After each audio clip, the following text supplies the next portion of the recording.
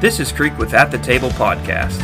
Here at the Table Podcast, our goal is to break down scripture and biblical topics to make them easy to understand and inspire conversation that is ultimately glorifying to God.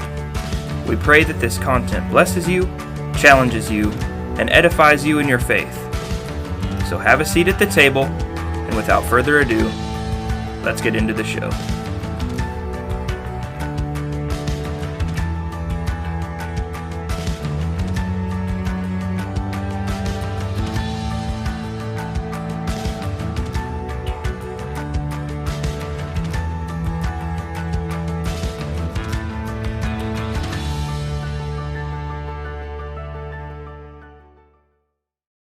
Good morning. Good morning. It is a good morning. I was here bright and early. Bright-eyed and bushy-tailed. Which has kind of been my story lately. You know, I've been chasing the old turkeys. So Tell us about the turkeys yesterday. Did you have a good time? no, actually, I did not yesterday. You got swarmed with blood-sucking parasites, yeah, didn't you? But they weren't vampires. Yeah. They weren't Liliths. They were. No, they were not the Leets. They're not bulls of Bashan, but they may as well be little demons. It's actually the only creature in the wilderness that I'm afraid of. I'm deeply afraid of ticks. Ticks are, dude. You know, what really doesn't bother me is them being in me. And I'll pluck them out. That doesn't frighten me. But it's whenever they're crawling on me, searching for a place to bite. That is weird. No, Yeah. it does, both of them. Because, like, I know two people who have gotten bit by a tick and consequently got a disease that makes them allergic to red meat. Ah, That would be horrible. Can you imagine that life? Like, your boy smokes a lot of red meat for a living every week. if you were allergic to it and you couldn't eat it, I don't think I want to live. I'd be like, we're not in this book yet, but when we get to Ruth, there's a lady named Naomi that kind of renames herself because she's gone through a lot more than that. But Moira? Mara. Mara? Yeah, just Yeah. like the bitter the water. bitter She said, waters, call me Mara. Bitter. Bitter. Yeah. Like, um, Well, that sucks. Did you at least get a turkey out of it? Actually, you know, whenever I realized that I was being swarmed by these insects, I had a nice gobbler that was coming in, but like I could not keep my composure. And a I big had old to, I yard had to bird? just jump ship, like in the middle of the hunt, stand up. My hunting partner was just had to come with me because obviously we rode together. So his hunt ended too. You know what's crazy? Dude sat 10 feet from me, had 2 ticks on him. You legit sat in the nest. Had to have. You That's the had only to way. have sat in the Bro, nest. do you know how? Like, it's one thing to have one tick. Didn't you cover yourself in bug spray too? Yeah. The bulls of Bashan surrounded Bro, me. it was a spirit. It felt like spiritual warfare.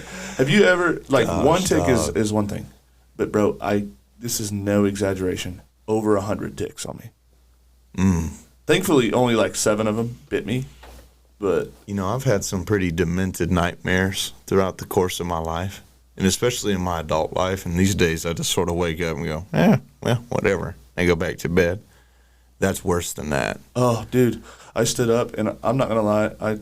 This may a little bit of a content warning here, but I was losing clothes the whole way to the truck. I didn't care, dude. Like, I did not care. It was like they're like, oh, this is the consequence of anyone seeing that journey was so much less than the consequence of like the getting Lyme disease. It's funny because John actually texted me. He's like, good luck. I hope you guys get something. I almost texted him back and said, yeah, Lyme disease. That's about the only thing I'm bound to get out Son of of here. a gun. Dude, it was terrible. Pastor Peanut was telling a story. That's the one from the Arise Uganda that we interviewed just for the audience. But he was telling a story of mowing at the churchyard, and he hit, I think he hit like a wasp nest or something. Oh, God. And they swarmed him. So he peels off of the lawnmower, rolling around on the ground, smacking his back. Looking like a a crazy man. In the church parking lot. Looking like the guy with the spirit that throws himself into the fire. Dude. Dang. We're sorry, Pastor Peanut. Always go left, man. I can't tell That's you my this. role in this podcast. We can't talk about nothing with this dude. I'm round men of unclean lips. I just can't. Dog. I mean, like, for Dang. someone who just accused me of going left, then he accused me of having unclean lips. That's rough. So, like, one Everybody- thing I'm excited about is this week, Dr. Judd, man. oh yeah. Let's pump that. Yeah. Dr. Judd is week. I think we may have done a little sneak peek, but he is a scholar and an anthropologist and archaeologist with a Christian worldview, biblical worldview, and we recorded him, and so we're going to be releasing that interview. We're releasing that today, but this interview will be released next so for week. the audience, or this episode. last week, we hope you enjoyed it. Yeah. Well, you've already listened to that if you listened to the I podcast. wasn't being specific. I'm just saying that that's what I'm excited about, that we got to record with him, and then, that's going to be... And a lot of what we were talking about, speaking of Bulls of Bashan. What we're going to be talking about today is going to be really relevant Yeah. to a lot of that stuff. Oh, yeah, for sure. And so, just to kind of get out of our small talk and kind of dive in, I'm gonna hand it over to you, Dalton, but I'm gonna lead you in. So we've been kind of just we've gone through a lot of the life of Moses, and we're kind of coming to the end of Moses as this imager, and so we're going to go through the journey of this people who's come out of Egypt, and they're about to go into this land that God has promised them, right? Yeah. But there's going to be some tests along the way, Yeah. right? And we're going to deal with how can these people that God has called out, can they trust God? Right. And we're actually going to be opening up in Numbers. Yeah. But before we start, I would like to say, I always point this out to people when we read Numbers, is the Hebrew word for numbers, it's bed midbar, and it means in the wilderness. And I think that, it's called Numbers because the tribes of Israel are numbered. Yeah, the census and all that. But it's kind of unfortunate of a name because it's almost like boring compared to what the actual scroll is. Like, it's such a good... That's really good.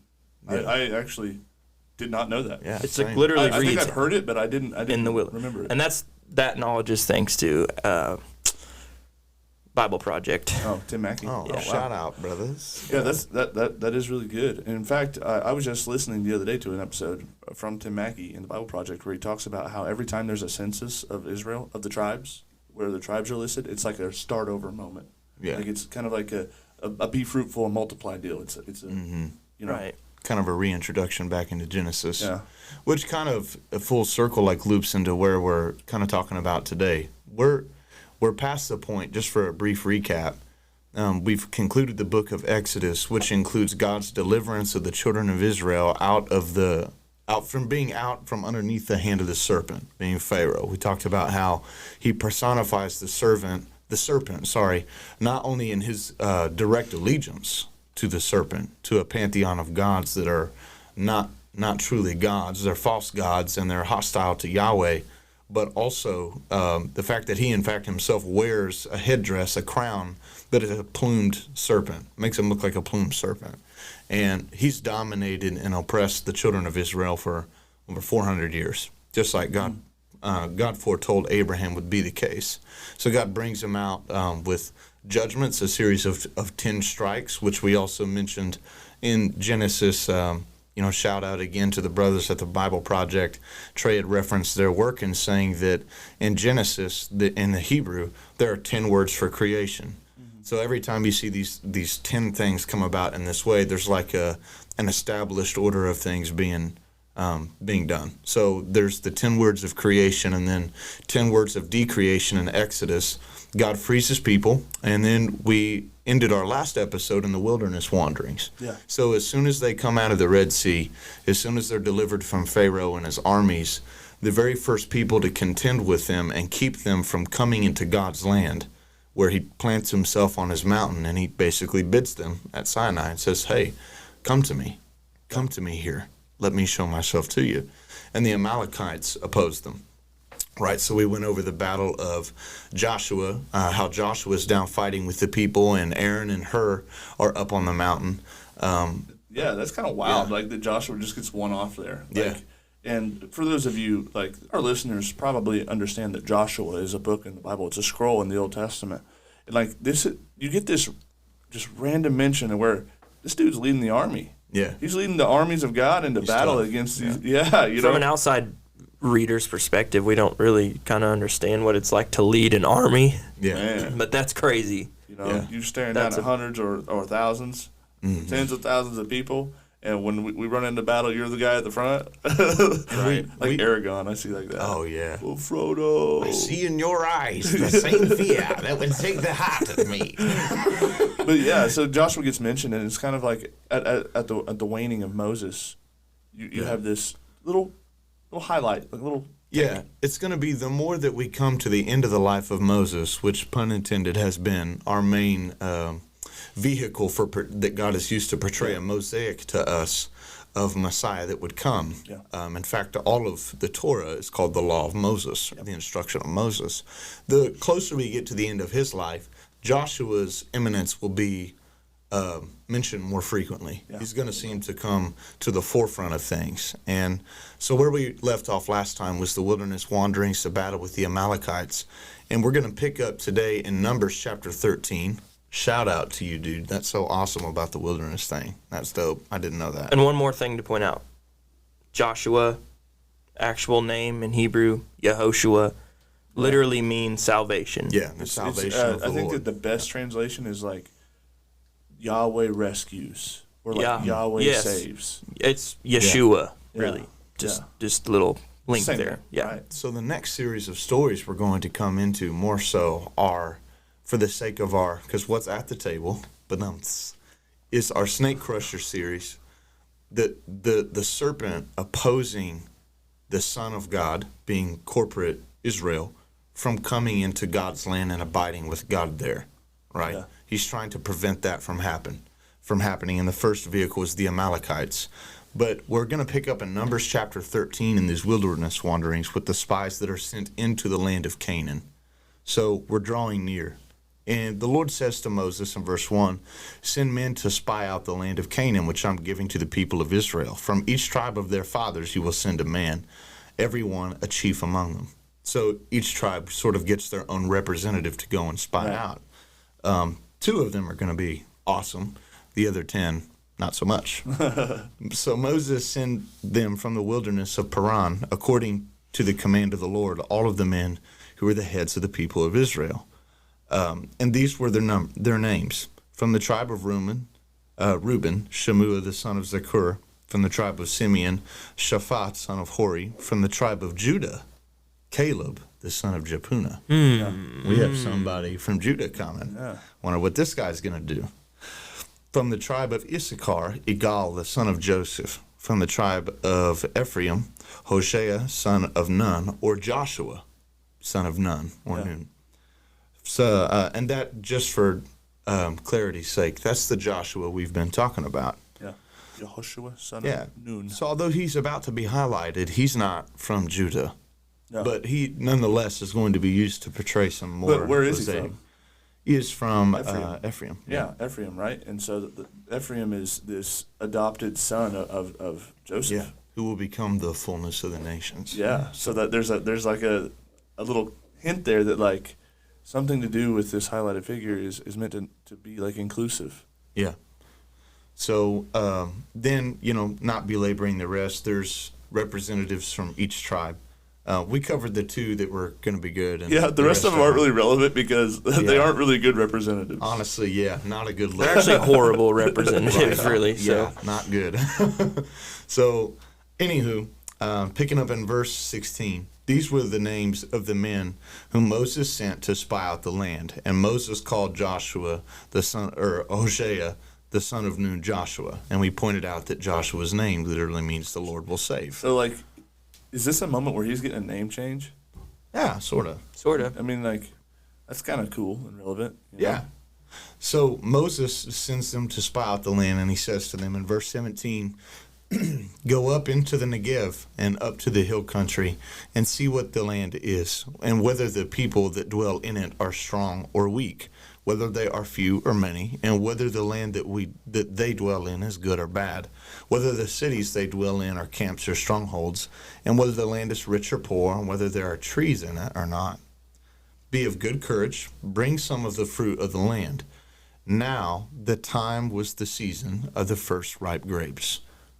I will say this. I've heard this teaching on this. I don't know where I stand on it, but some see like them spying in the land of Canaan is probably not actually trusting in Yahweh completely. Like it's almost like trying to see if it's legit. Maybe, I don't know. I kind of see it more as tactical, right? Like he's looking in like, okay, we're going to go in, but we need to know what we're going to be dealing with. Yeah. And in this story, they go in and like you're about to read. It's specific about the time that they enter the land, right? Yeah. And what they find in this land, terrifying. Right. Well, it seems to be to me, and I could be projecting this onto the text, so don't take this as exegetical gospel truth. But it seems to me that there's almost like an invitation, like, come and see if what I've told you is true, right? Because God's already said this is going to be a land that flows with milk and honey. Like, this is going to be a beautiful, plentiful place. And the way that it's described is being Edenic. Yeah. It's funny that paradise. they even mention, go and see whether there's trees in it or not. So there's like, hey, go in and see whether or not what Yahweh has told you is true. So they go in, and they're commanded specifically to bring some of the fruit of the land in the season of the first ripe grapes. So they went up and they spied out the land from the wilderness of Zin to Rehob near Lebo Hamath. They went into the Negev and came to Hebron. Achiman, Sheshai, Talmai, and the descendants of Anak were there, Anak. Hebron was built 7 years before Zohan in Egypt. And they came to the valley of Heskol and cut down from there a branch with a single cluster of grapes. And they carried it on a pole between two of them. Dog, if you're cutting down a branch of grapes, no one looks at a grapevine and is like, I'm going to take this branch. Like, it's a little twig. Those are some, that's a lot of wine. It's a lot of grapes. Those are some Nephilim grapes. Yeah. And this valley is of Eskol. Eskol in Hebrew literally means the cluster. So this is like the valley of the cluster. So Right. it would seem to be almost that it's named after this bounty of fruit. So this, because of the cluster of the people of Israel that cut down from there. But so there's not only just a mention of great fruit, but it mentioned that the descendants of somebody named Anak or Anak are there too. So it says at the end of 40 days, they return from spying out the land. Yeah. So for a period of 40 days, they're spying. They came to Moses and Aaron, to all of the congregation of the people of Israel in the wilderness at Paran. So you're telling me that they were in the wilderness for 40 days? Yeah, it would appear so. Had to point that out. Had to point out the obvious. Yeah, that will definitely become important. So they tell him, like, we came to the land that you told us to. It flows with milk and honey. This is its fruit. However, the people that dwell in that land are strong. Yeah. And the cities are fortified and very large. Besides that, we saw the descendants of Anak there. The Amalekites dwell in the land of the Negev. The Hittites, the Jebusites, and the Amorites all dwell in the hill country. And the Canaanites dwell by the sea and along the Jordan. So the report that they bring to Moses is like, oh yeah, dog, the fruit is good. But there's some bad mamma jammas in there. Well, specifically, like, these seed of the woman, they're coming in and they're looking and like, oh, that seed of the serpent, Right. it's here. It literally it says there we saw giants, but that's literally Nephilim. Nephilim. Yeah. This Anak and these descendants, they're related in bloodline to these giants. And so, like, when you're coming in, it's like, yeah, it sure is as Yahweh promised. It's flowing with milk and honey. There's a lot of stuff, but there's also this serpent here to deal with. And I love that it's the descendant of Judah, of Caleb, that does this. But he says, he quiets them before Moses and says, let us go up at once and occupy it, for we are able to overcome it. So this dude's got no chill, Bro, he does not. He's ready for the funk. He's like, we'll get it in with the serpent, and everybody can catch hands. They're ready to eat for everybody. I think it is. It's important to mention, like, this man Caleb, this chosen representative of Judah, right? The king tribe. It says that he's a lion. Yeah. Who dares to rouse him? Yeah. But this Caleb, he's only half Israelite. He is half Kenizzite, and Kenizzite, it comes from the people of Esau, the Edomites, and so he there's this idea of, like, almost like a son of Esau being kind of brought back in, because and he is the one that gets selected and leads the charge in. Yeah. You just said something that clicked with me there. Actually, the Was it Hebrew elected? the Hebrew word for dog is Caleb or Caleb. It's Caleb's name. Caleb's name literally means dog. Man, that's pretty rough, dog. Hey, Pun but he So is I a mean, dog, I think that's dude. why. I think that's why you just said that and it clicked. Like, oh, that is why. Dude, yeah, but he's ready for it, right? Yeah. He has no fear. He's like, let's go and get it. We're able to overcome it. But the men that go up with him say, we are not able to go up against these We people. are as grasshoppers in It this. says, for they are stronger than we are. So they brought to the people of Israel a bad report of the land that they had spied out, saying, the land which we have gone to spy out is a land that devours its inhabitants. The people that we saw in it are of great height. We saw there the Nephilim, the sons of Anak, who come from the Nephilim, and we seemed to ourselves as grasshoppers, and so we also look like to them. Yeah. So what's funny to me here is there's almost like that macro and micro structure of the Torah again, right? We start out in Genesis with plenty, plenty amidst chaos when the serpent comes and introduces chaos into the picture. And then in Genesis 6, we have this rebellion of the sons of God with the daughters of men that create these Nephilim that are the ancestors of these descendants of Anak that are here now, right? So amongst Second Temple Jewish literature, what does it say about these? And Dr. Judd Burton points this out pretty well. It's that these giants are horrible people. Right. They're devouring the land. They're devouring, the descendants of the land. They're devouring all of the fruit of the land. They're eating all of the resources up.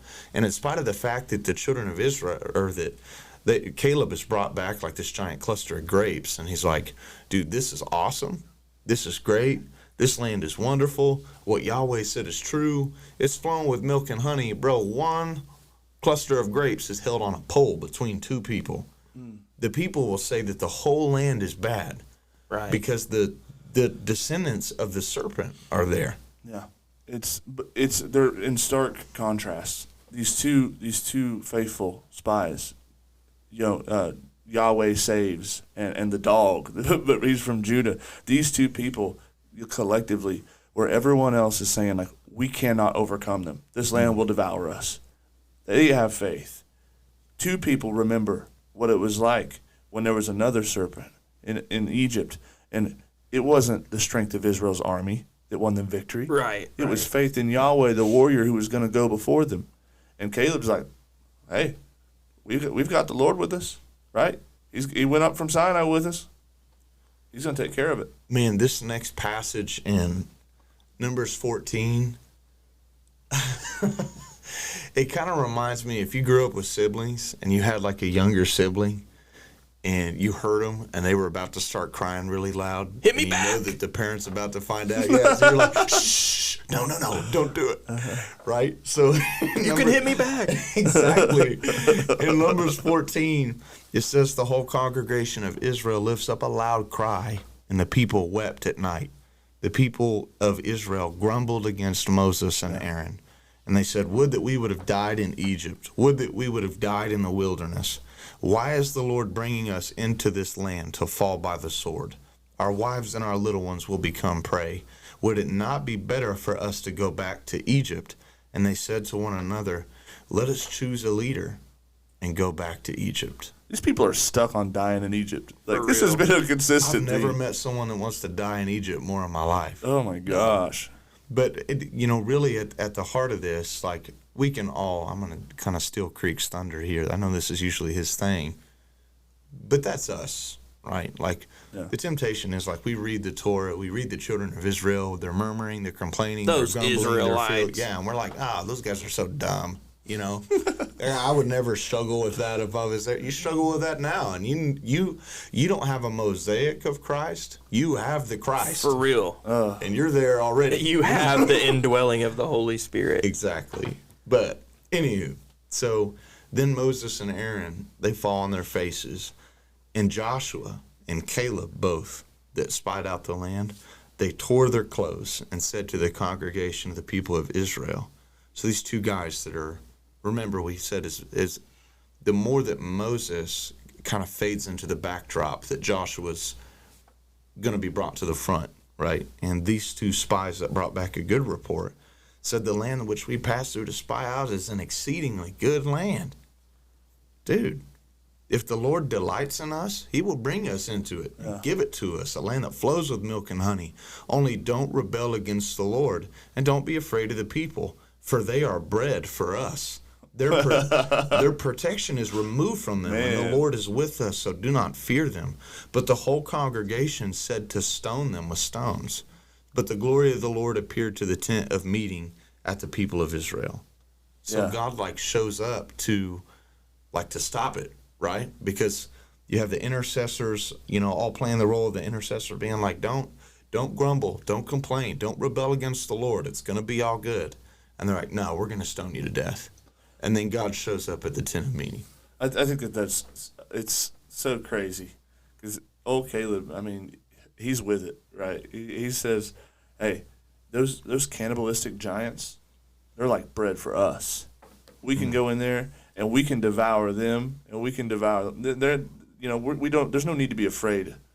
And so Yahweh comes into the picture, and this is where the children of Israel are sentenced to 40 days, 40 years become in the wilderness. 40 years.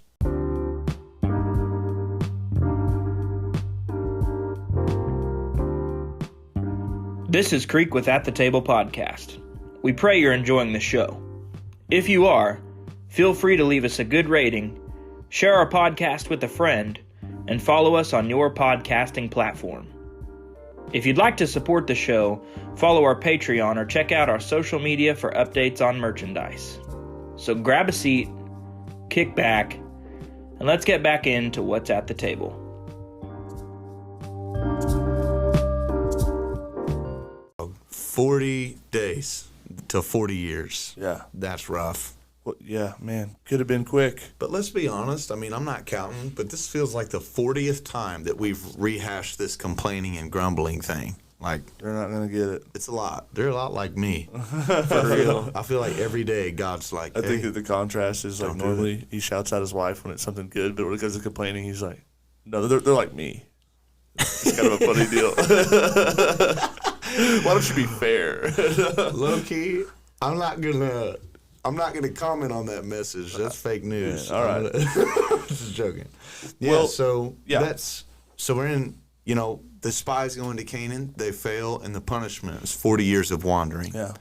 And one of the next imperative episodes that we come to in the Torah is Moses striking the rock in Numbers chapter 20.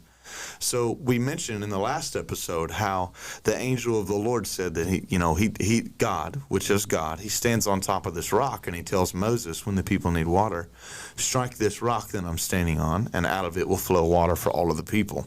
So he does. In this episode, so we know that that's already been given as like a mosaic to look to, right? And Moses strikes the rock twice for the children of Israel, and God judges him for that too. Yeah, and it comes again where the people complain because they don't have water, and Moses gets angry, and instead of being that picture, right, he steps on the prophetic image that God made, and he strikes the rock again when God did not command him to. God, in fact, told him, speak to the rock. And the prophetic image here is the rock only gets struck once. Right. And after that, if you want provision, all you have to do is ask the rock. Mm-hmm. Speak to it. But Moses steps on this prophetic image that God is putting in place. And because he does that, God punishes him. And it's pretty severe. Yeah. He says, because you have done this, you're not going into Canaan. Yeah.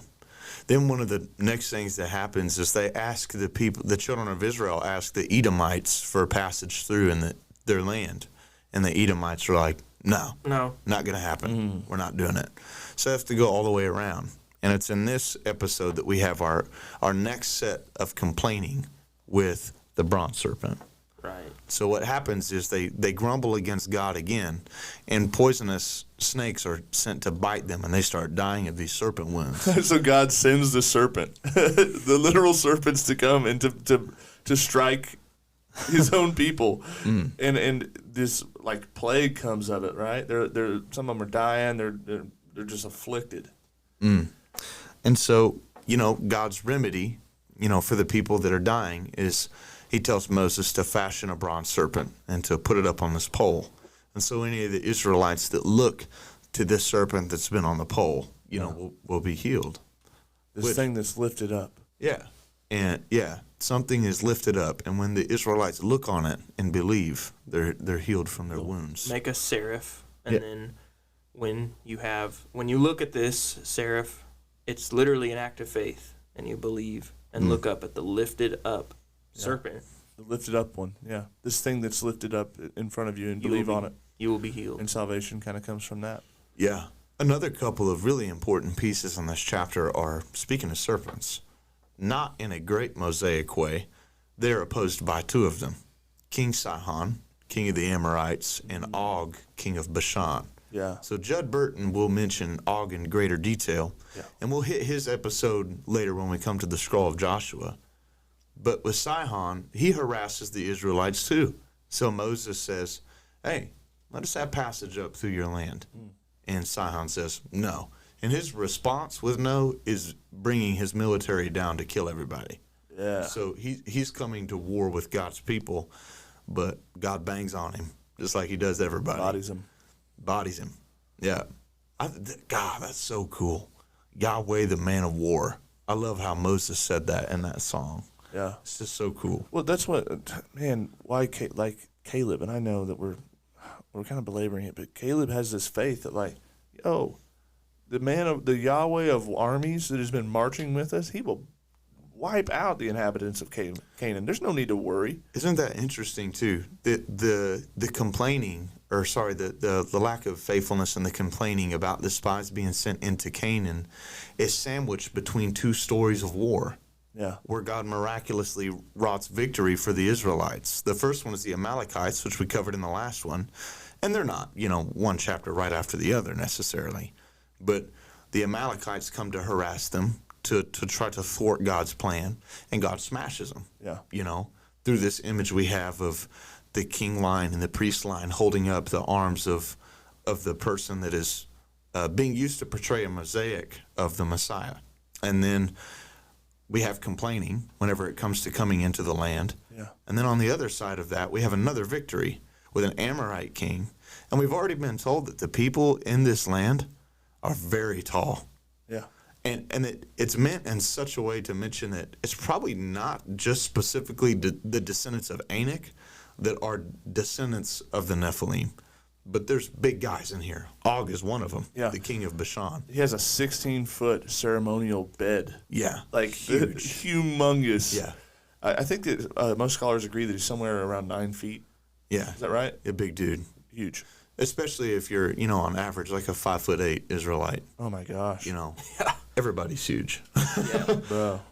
Yeah. So God crushes the serpents that oppose his will on behalf of his people. And it's like a common theme too. Like the leaders of the people of Israel, there's a part of this initiation process where kind of Caleb and Joshua have been kind of exalted out of the 12.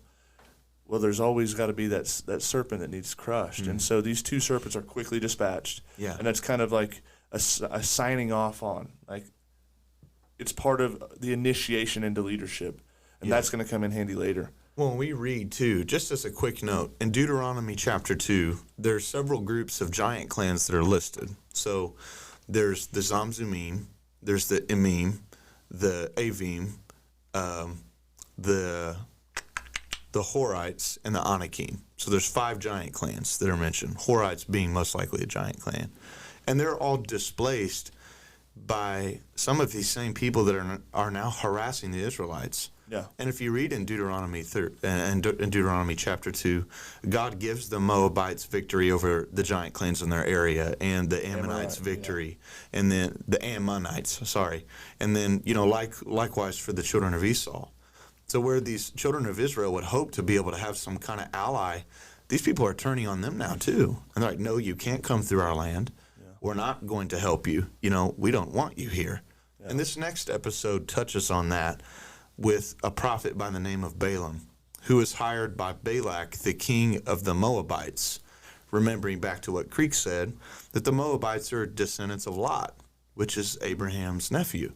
So these guys should kind of be buddying up together. Like, yo, your people are my people. Let's ride. So when we call Balaam a prophet, it can bring some confusion, but just to be clear, he is not a good prophet. Yeah. Yeah. Well, but he does seem to speak to God.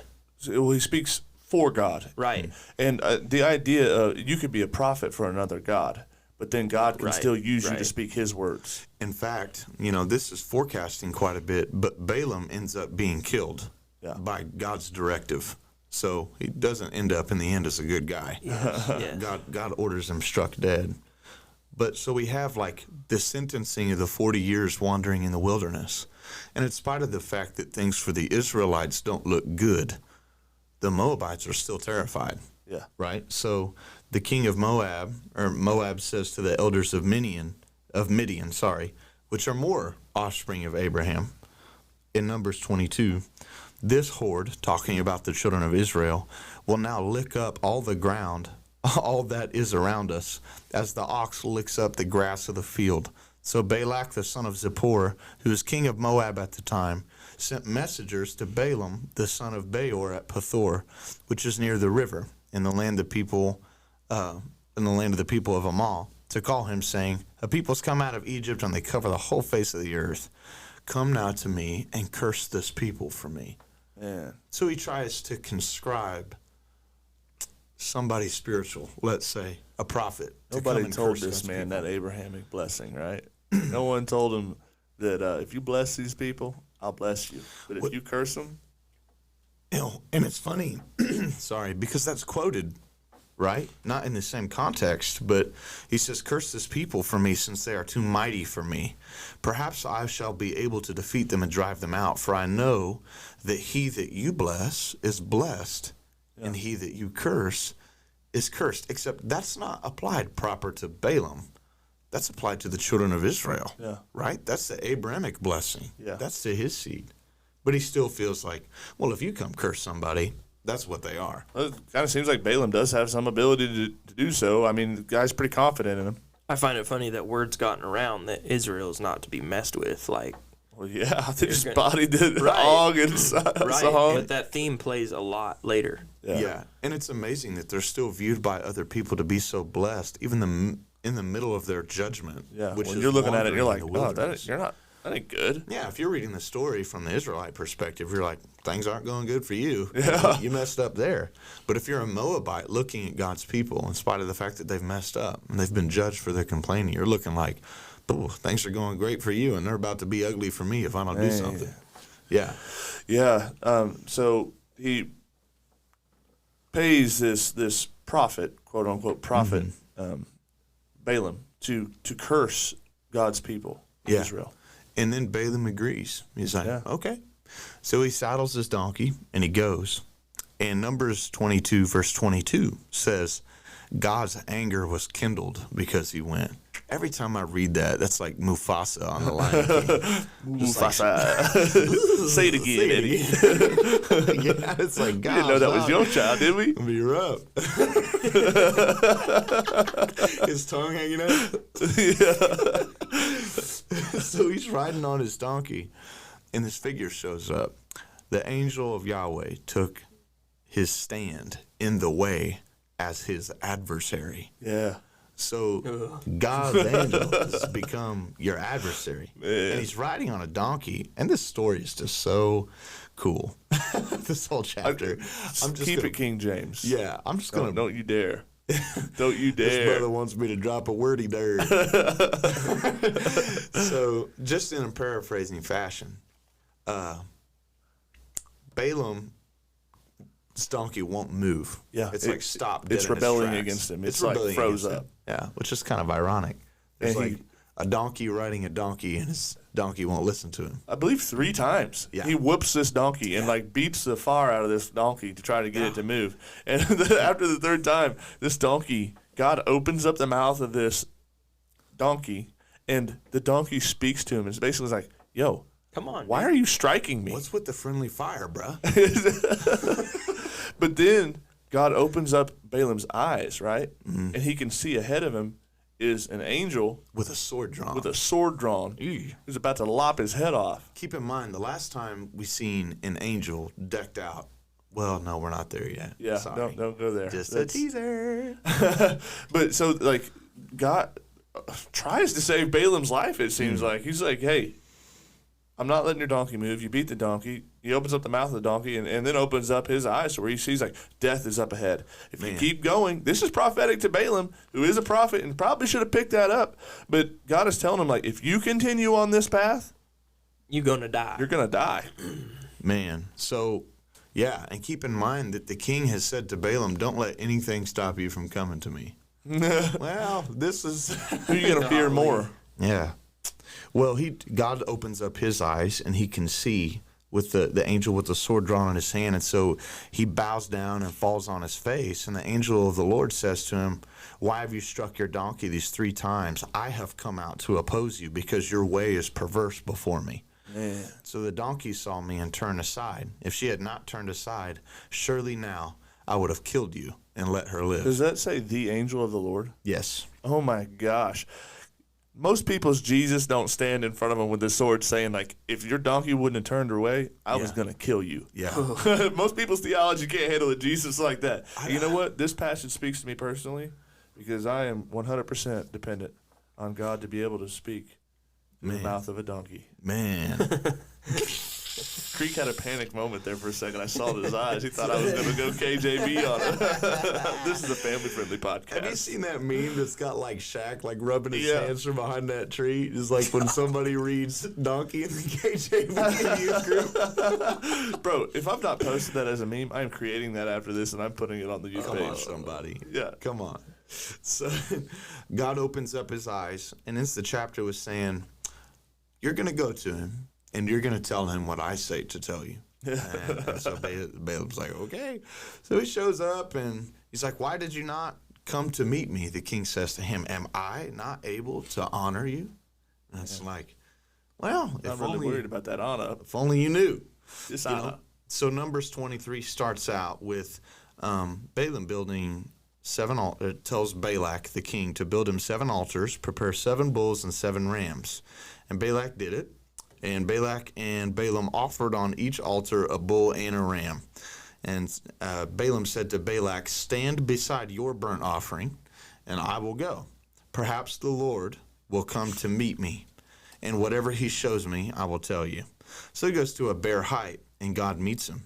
And Balaam says to him, I have arranged the 7 altars and offered on each altar a bull and a ram, and the Lord puts a word in his mouth. Now, before we jump into these, this is a set of 3 poems, and I want to briefly shout out the work of a very important scholar. And this person, if you are listening to this podcast, and like us, it has just rekindled a love for the Old Testament, and you begin to see Jesus in every line, or you develop a hunger for God's Word, but still wonder, like, as a New Testament Christian, what's my relationship to the Old Testament? That's right. Then the work of Dr. Seth Postel in his book, Reading Moses, Seeing Jesus, will absolutely change your life. Yeah. I 100% recommend you getting the book. I have the book. I'm addicted to the book. I love the book. I hope one day Dr. Seth will allow us to interview shout out, him. Doctor, if you ever come across this Right. episode, No like to doubt. have you on. Yeah, no We're going doubt, to be in man. your neighborhood, matter of fact. Yeah, no doubt.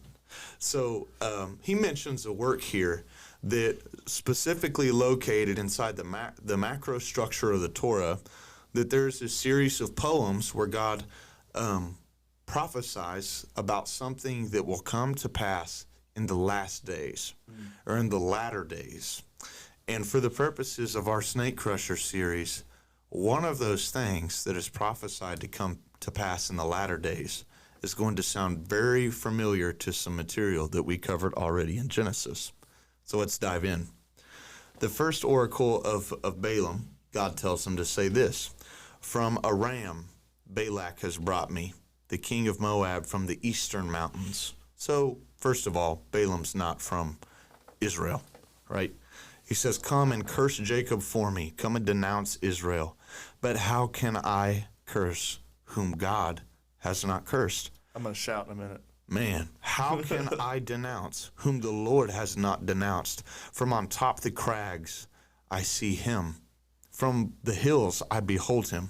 Behold, a people dwelling alone and not counting itself among the nations. Who can count the dust of Jacob or number the 4th part of Israel? Let me die the death of the upright, and let my end be like this.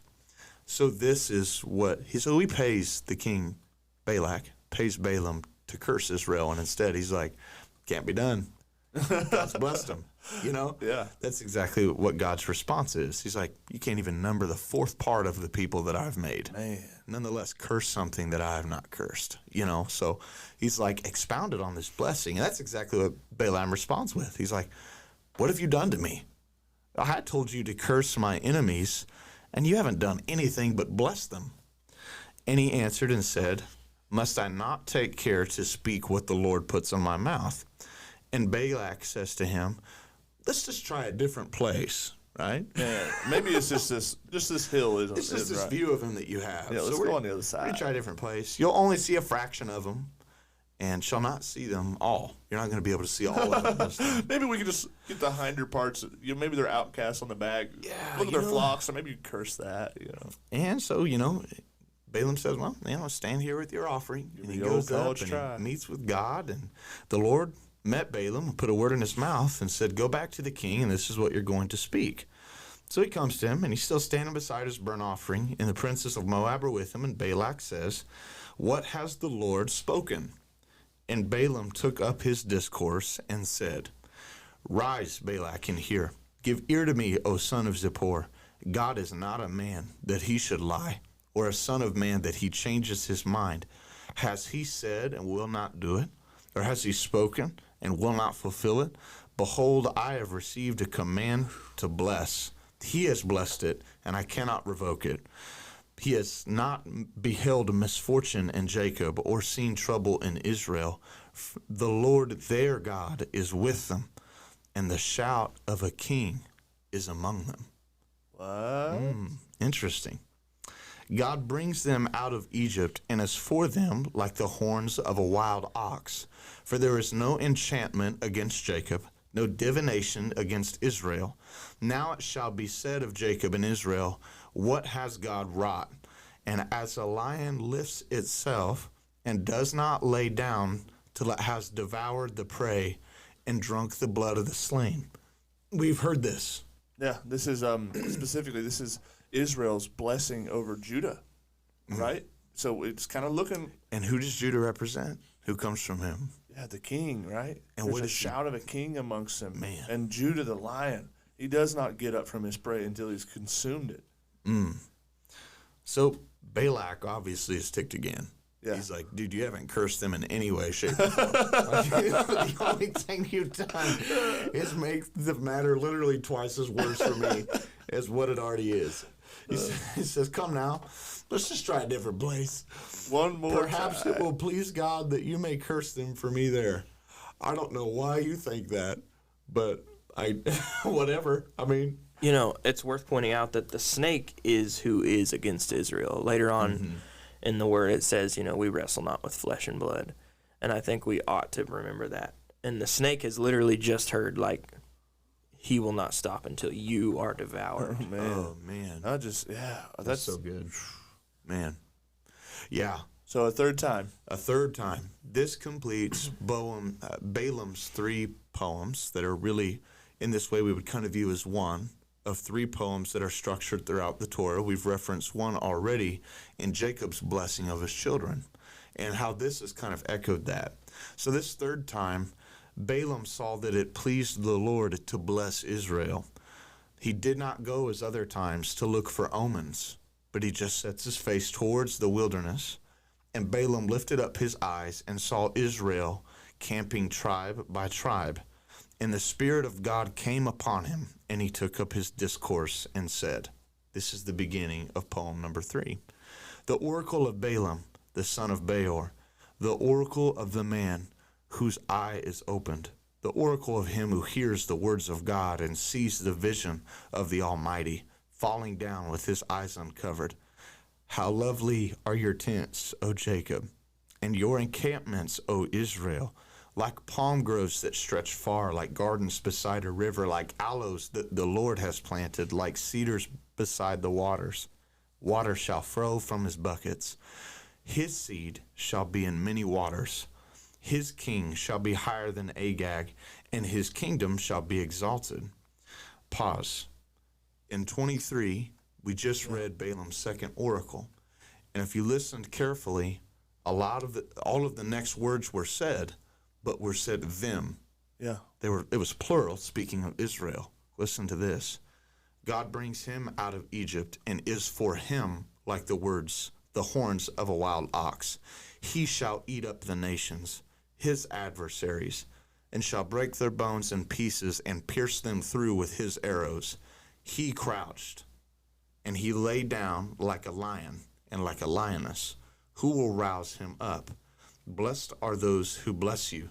Cursed are those that curse you. Man. So there's a switch from the plural Collective to singular. Exactly. There's the idea, and shout out again to Dr. Postel. There's a corporate servant of Israel that is meant to be a mosaic and a picture painted. And what are they called by God to Pharaoh? The firstborn. Let my firstborn son, Yeah. my only son, let Israel, my firstborn son, come serve me. So Balak's anger is, he's kindled. He's mad now too. He struck his hands together. He says, I called you to curse my enemy, and you have blessed them 3 times. Now flee back to your own place. I said, I will honor you, but the Lord has held you back from honor. So Balaam said to Balak, did I not tell your messengers, if Balak should give me his whole house full of silver and gold, I would not be able to go beyond the word of the Lord, to do either good or bad of my own will. What the Lord speaks, that I will speak. And now behold, I am going to my people. Come, I will let you know what this people will do to your people in the last days, or in the latter days. So now, this final oracle is about to pick up on something specifically that's going to come to pass in the last days. Eschatological. Exactly. I love The that word. oracle of Balaam, the son of Beor, we're in Numbers chapter 24, verse 15. The oracle of the man whose eye is opened, the oracle of him who hears the words of God, who knows the knowledge of the Most High, who sees the vision of the Almighty, falling down with his eyes uncovered. I see him, but not now. I behold him, but not near. A star shall come out of Jacob. A scepter will rise out of Israel.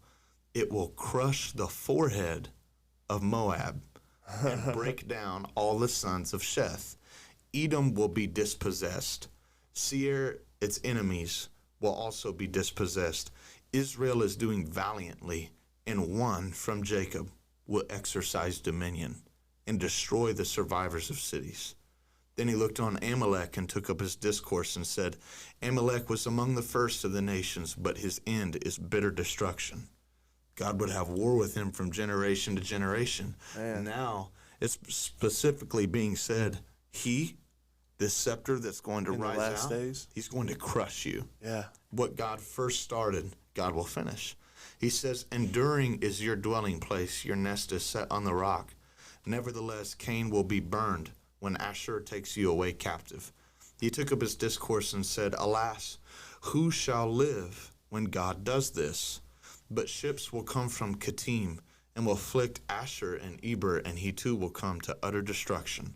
Then Balaam rose and went back to his place, and Balak went also his way. Wow. A lot to unpack. Yeah, there's a lot to unpack, and I think that if you get a hold of the material that we mentioned, like you're gonna start diving into this on a personal journey, going deeper and deeper and deeper. But for just like a quick recap, in these 3 deals, you have a collective Israel mentioned and blessed, but then there's one out of Israel that's blessed, and it's a singular, but it's not the last days. The third one is the last days, so like it's almost like a progression. And for studied readers of the Old Testament, you're going to know that happens. There is a progression. There is a scepter that's going to come out of Judah, but it's not the last days scepter. Right? Mm-hmm. There needs to be another one of those. You could see, though, how this could be confused. Like how Israel, in the times, 2,000 years ago, whatever, would be like, oh, he's a conquering king. He's going to come back and crush. Yeah. And he sets his Moab. eyes. Yeah, exactly. And his eyes are set on the wilderness when the Spirit of God comes on him. And he says about this king, I see him. He's not here. He's not near, but I see him. Yeah. And this star, this scepter that will come out of Judah, our snake crusher king, priest, prophet that we're supposed to expect, we're now told to expect him when? We have a time frame. Yeah. In the last days. days. So you know that the coming of this king, of this Messiah that will save Israel, that will crush all of its enemies, that will bring God's Edenic vision to completion, that will destroy evil completely, will come in the last days. Yeah.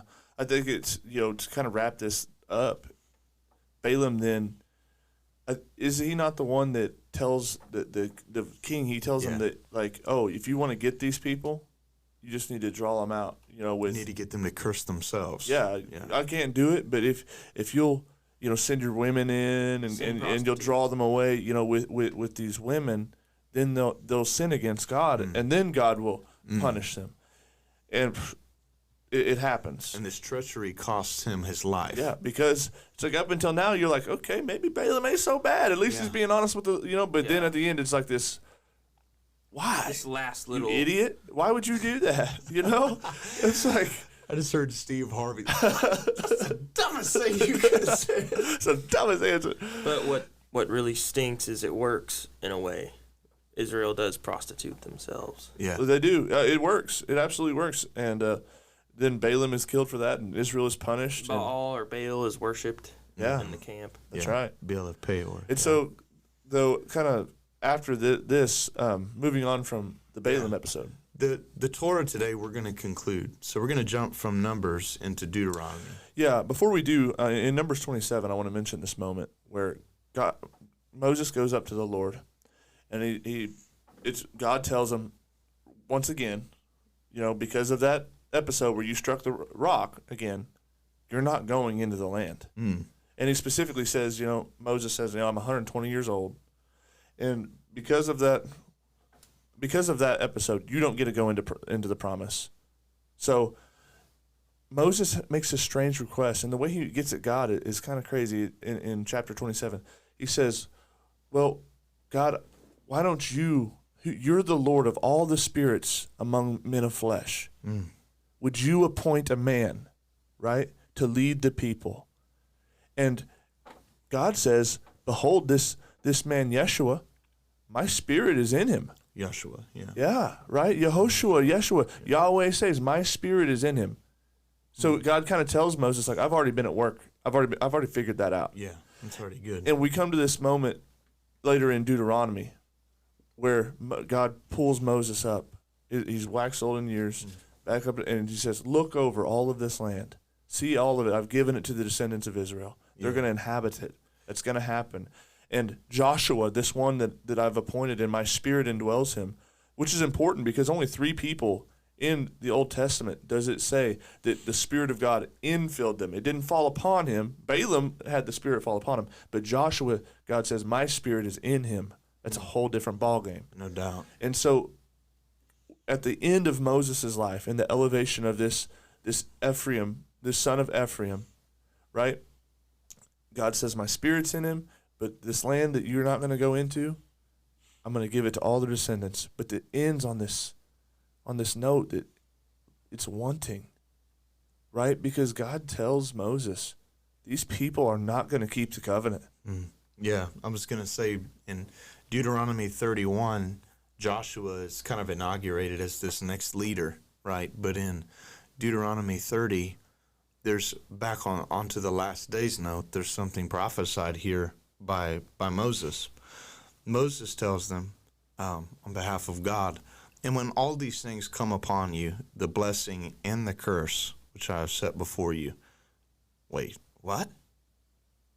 And you call them to mind among all the nations where the Lord your God has driven you to. Exile is forecasted. Yeah. God already tells them, like, and just again, shout out to Dr. Postel and his colleagues on writing that book.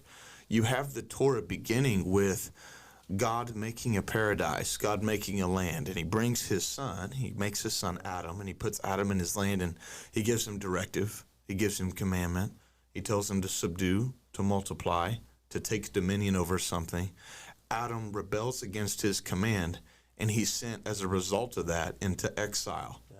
And the Torah is ending with forecasting to us that this new Adam, this new son, Israel, that God is bringing right now into his land, displacing other people out into of it. Paradise. Into paradise.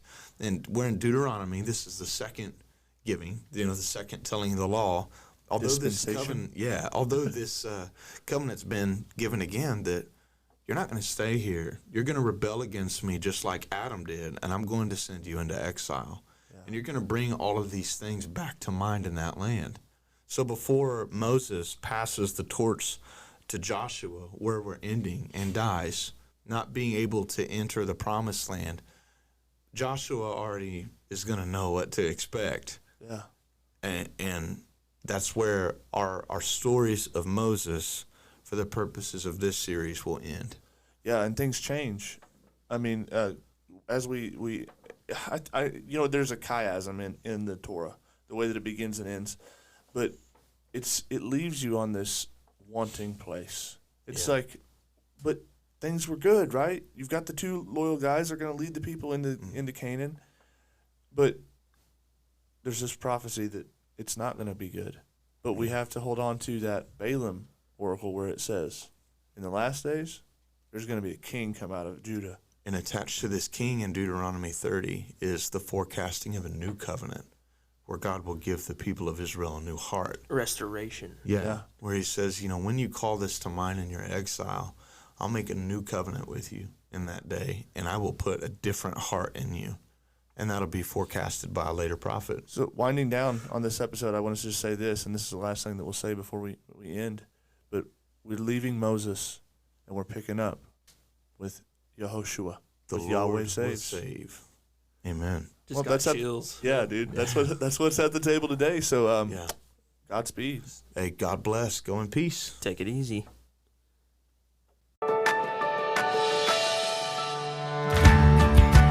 Thank you for listening to another episode of At the Table Podcast. We hope you have been blessed by the content of the show. If you enjoyed, subscribe and give us a like on Facebook. If you want to support the podcast, go to our Patreon, At the Table Podcast. Until next time, thank you, and God bless.